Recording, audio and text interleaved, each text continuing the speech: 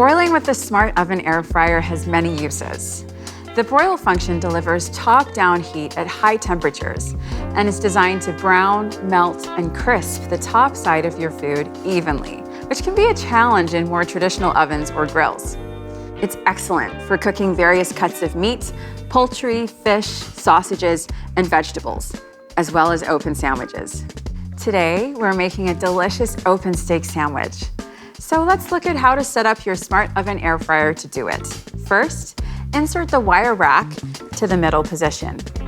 Use the top position for thinner meat and the middle position for thicker cuts. Drop the broiling rack into the pan and place your steak in the center so that the Element IQ system can move heat around the steak evenly for optimal results. Use the function dial to select the broil function. Use the temperature dial to adjust from temperature settings of low, medium, or high. Adjust the cooking time with the time dial. Press the Start Cancel button to activate.